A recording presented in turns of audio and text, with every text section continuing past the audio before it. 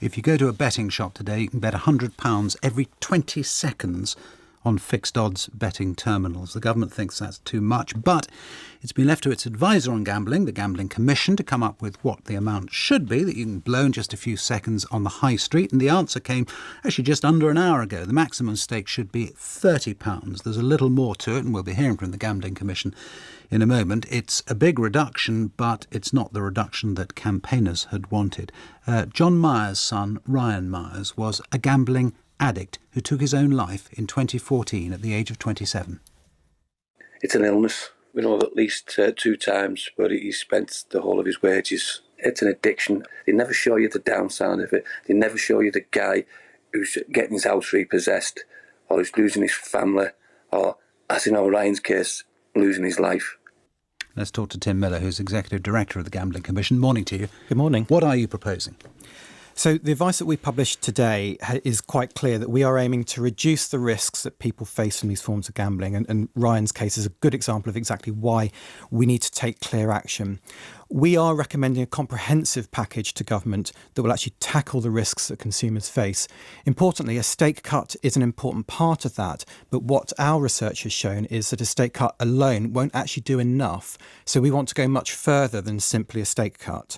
So we're recommending a series of actions, which includes cutting the stake on slot-style games to £2, significantly cutting the stake on roulette-style games, not to £30 has been reported, but to no more than £30. So actually, if the government want to go lower than £30, that will be perfectly consistent with our advice. OK, so if they wanted to go for £2 across the board, which is what some campaigners want, including Ryan's dad, you're saying that's fine with you? That's right, that's perfectly consistent with our advice. But we want to go further than that as well. We're recommending actually banning certain types of play that allow players to switch between low stakes, high speed and high stakes, low speeds. We found that's the most dangerous form of play. Right, so then just go from machine to machine to machine. Actually, on the same machine, switching within the same session. So we are recommending banning that type of play.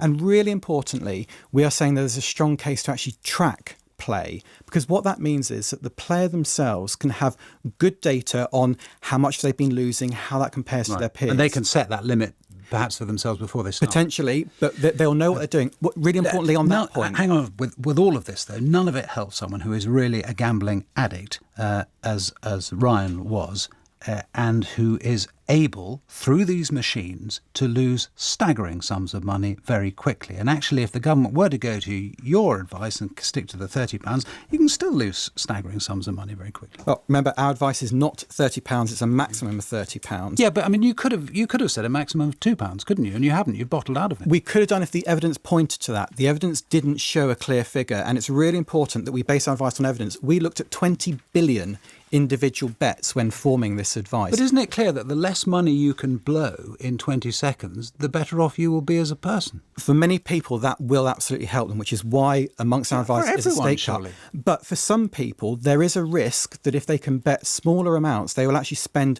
longer playing, will actually engage in riskier behaviours, which is why we're recommending this comprehensive package. Right. And you have data to support that, do you? We absolutely do. And so in our package, we are saying that by tracking that play, the gambling companies themselves will have much less excuse not to intervene because they'll be able to spot the early signs of problem gambling. Have you been got to by the industry?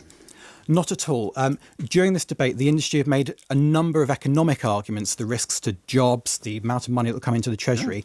Our recommendations on this are clear. Those economic arguments have not formed any part of our recommendations. Right, so when people say some of these shops would actually close, and not only would the tax be lost, but also the whole local industry would be lost, you're saying you haven't taken any notice of that. If that happens, it's not a matter We've for you. paid no regard to that in our recommendations. The only thing we are focused on in our recommendations is the impact on the consumer. And when you look at those impacts, and as you say, you've got data to support it, how will the government now make up its mind? Because you've given them a pretty wide leeway. I wonder, actually, if they'd prefer to have rather less leeway. But basically, you're saying they've got to make up their mind, but based on the data that you've provided. Based on the data that we've provided, but actually the government can quite legitimately consider wider factors such as public opinion, the views in Parliament.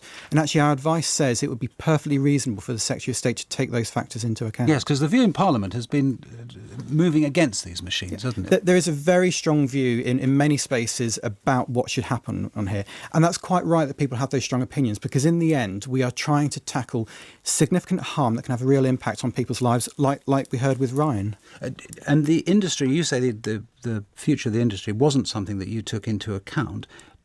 Is it, though, part of your remit to be involved with the extent to which the industry continues to exist and continues to prosper? No, our legislation is quite clear. Our focus is on protecting people, particularly vulnerable people, from harm. We have no duties to consider the economic well-being of the industry.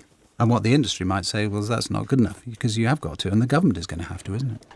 Well, the industry can make those arguments. We're not making those for them. Tim Miller, Executive Director of the Gambling Commission, thank you.